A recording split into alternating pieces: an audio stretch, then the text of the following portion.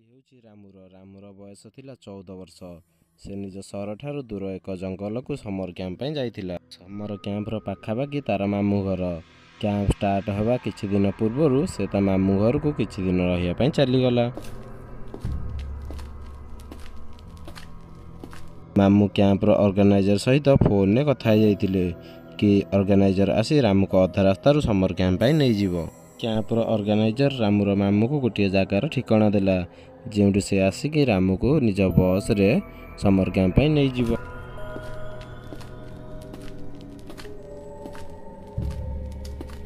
କିଛି ସମୟ ପରେ ରାମୁ ଓ ତା ମାମୁଁ ଯାଇ ଅର୍ଗାନାଇଜର ଦେଇଥିବା ଠିକଣାରେ ପହଞ୍ଚିଗଲେ, କିନ୍ତୁ ଦେଖିଲେ ସେଠି କୌଣସି ବସ୍ ହିଁ ନାହିଁ। ମାମୁଁ କ୍ୟାମ୍ପ ଅର୍ଗାନାଇଜରକୁ କଲ୍ କରିବାକୁ ଲାଗିଲେ, ହେଲେ ତାର ଫୋନ୍ ସୁଇଚ୍ ଅଫ୍ ଦେଖାଉଥିଲା।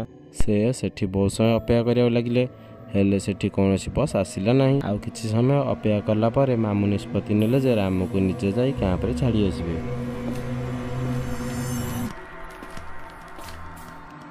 4 ଘଣ୍ଟା ପରେ ସେ ଆସି କ୍ୟାମ୍ପରେ ପହଞ୍ଚିଗଲେ। କ୍ୟାମ୍ପର ଅର୍ଗାନାଇଜର ଆସି ରାମୁର ମାମୁଁଙ୍କ ସହିତ କଥା ହେବାକୁ ଚେଷ୍ଟା କଲା, କିନ୍ତୁ ମାମୁଁ ରାମୁକୁ ବସ୍ରେ ନ ଆଣିଥିବାରୁ ଅର୍ଗାନାଇଜରକୁ ବହୁତ ଗାଳି କଲେ, ହେଲେ ଅର୍ଗାନାଇଜର କିଛି କହିଲା ନାହିଁ, ସବୁ ଚୁପଚାପ ସହିଗଲା। ମାମୁଁ ରାମୁକୁ କ୍ୟାମ୍ପରେ ଛାଡ଼ି ଘରକୁ ଫେରି ଆସିଲେ। ରାମୁ ଯେମିତି କ୍ୟାମ୍ପ ଭିତରକୁ ଗଲା, ସବୁ ଦେଖି ଆଶ୍ଚର୍ଯ୍ୟ ହୋଇଗଲା। ସବୁ ପିଲା ନିଆଁ ଜାଳି ନିଆଁ ପାଖରେ ବସିଥିଲେ। ରାମୁ କିଛି ନ କହି ନିଜ ଟେଣ୍ଟ ଭିତରକୁ ଚାଲିଗଲା। ରାମୁ ନିଜ ଟେଣ୍ଟରେ ସବୁ ଜିନିଷ ଥୋଇଦେଇ ଆସି ପିଲାଙ୍କ ପାଖରେ ନିଆଁ ପାଖରେ ବସିବାକୁ ଲାଗିଲା। ରାମୁ ସେଠି ବସିଥିବା ଜଣେ 2 ଜଣ ପିଲାଙ୍କ ସହିତ କଥା ହେବାକୁ ଚେଷ୍ଟା କଲା, ହେଲେ କୌଣସି ପିଲା ତା କଥାର ଉତ୍ତର ଦେଲେ ନାହିଁ। ହଠାତ୍ ସେହି ପିଲା ମଧ୍ୟରୁ ଜଣେ ପିଲା ଉଠିଲା, ତଳେ ପଡ଼ିଥିବା ଛୁରୀଟିକୁ ଉଠାଇଲା ଓ ରାମୁ ଆଡ଼କୁ ଆସିବାକୁ ଲାଗିଲା। ତାକୁ ଦେଖି ସବୁ ପିଲା ତା ପଛେ ପଛେ ରାମୁ ଆଡ଼କୁ ଆସିଲେ। ରାମୁ ଡରରେ ଜୋର ଜୋର ଚିଲ୍ଲାଇ ଚିଲ୍ଲାଇ ଅର୍ଗାନାଇଜରକୁ ଡାକିଲା, ବଞ୍ଚାଅ, ମୋତେ ବଞ୍ଚାଅ, ଏମାନେ ମୋତେ ଛୁରୀରେ ମାରିଦେବେ, ବଞ୍ଚାଅ, କିଏ ଅଛ ମୋତେ ବଞ୍ଚାଅ, ପ୍ଲିଜ୍ ହେଲ୍ପ ମି, ବଞ୍ଚାଅ, କିଏ ଅଛ ମୋତେ ବଞ୍ଚାଅ। ହେଲେ ଅର୍ଗାନାଇଜର ଆସିଲା ନାହିଁ। ରାମୁ ଡରରେ ଦୌଡ଼ି ଦୌଡ଼ି ଯାଇ ତା ନିଜ ଟେଣ୍ଟରେ ଲୁଚିଗଲା। କିଛି ସମୟ ପରେ ସେ ଆସି ଟେଣ୍ଟ ବାହାରେ ଦେଖିଲା, ଟେଣ୍ଟ ବାହାରେ କେହି ନଥିଲେ। ରାତି ମଧ୍ୟ ହୋଇଯାଇଥାଏ। ହଠାତ୍ ସେ ଦେଖିଲା ଅନ୍ଧାର ଦୂରରେ ବସି ଗୋଟେ ଝିଅ ମାଟିରେ କିଛି କାମ କରୁଛି। ରାମୁ ତା ପାଖକୁ ଯାଇ ପଚାରିଲା, ଏତେ ରାତିରେ ତୁମେ ଏଠି କ'ଣ କରୁଛ? ପିଲାଟି ରାଗିଯାଇ କହିବାକୁ ଲାଗିଲା, ମୁଁ ଏଠି ରାମୁକୁ ମାରି ପୋତିବା ପାଇଁ ଗାତ ଖୋଳୁଛି। ଏକଥା ଶୁଣି ରାମୁ ଡରି ସେଠି ଦୌଡ଼ିବାକୁ ଲାଗିଲା। ତା ପଛେ ପଛେ ସେହି ପିଲାଟି ଛୁରୀ ଧରି ରାମୁକୁ ମାରିବାକୁ ଦୌଡ଼ିଲା।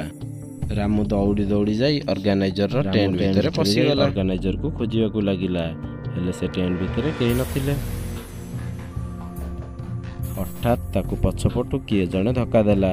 ସେ ବୁଲି ଦେଖିଲା ବେଳକୁ ଅର୍ଗାନାଇଜର ସହିତ ସବୁ ପିଲା ତାର ପଛପଟେ ଛିଡ଼ା ହୋଇଛନ୍ତି। ସମସ୍ତଙ୍କ ମୁହଁ ଭୟାନକ ଦେଖାଯାଉଥିଲା। ସମସ୍ତଙ୍କ ଡ୍ରେସରେ ବହୁତ ସାରା ରକ୍ତ ଲାଗିଥିଲା ଓ ସମସ୍ତଙ୍କ ହାତରେ ବହୁତ ସାରା ଅସ୍ତ୍ର ଥିଲା। ମୁଁ ଜୋରରେ ଚିଲ୍ଲାଇ ଚିଲ୍ଲାଇ ବଞ୍ଚାଅ, ବଞ୍ଚାଅ, ବଞ୍ଚାଅ କହିବାକୁ ଲାଗିଲା, ହେଲେ କେହି ହେଲେ ଆସିଲେ ନାହିଁ। ହଠାତ୍ ମାମୁଁ ଆସି ପହଞ୍ଚିଲେ। ରାମୁଙ୍କୁ ତାଙ୍କ ସହିତ ନେଇ ଚାଲିଗଲେ। ରାମୁ ଜୋରରେ ଡରି ଯାଇଥିଲା, ତେଣୁ ମାମୁଁ ରାମୁଙ୍କୁ ରାସ୍ତାରେ କିଛି ନ କହି ଚୁପଚାପ ଚାଲିବାକୁ ଲାଗିଲେ। ସମୟ ଚାଲି ଚାଲି ଗଲା ପରେ 2 ଜଣ ଯାଇ ଘରେ ପହଞ୍ଚିଗଲେ। ମାମୁଁ ରାମୁକୁ ଡାକି ପାଖରେ ବସାଇଲେ ଆଉ ସବୁ କଥା କହିବାକୁ ଲାଗିଲେ କି ସେ ଘରକୁ ଫେରିବା ପରେ ସ୍କୁଲରୁ କଲ୍ ଆସିଥିଲା।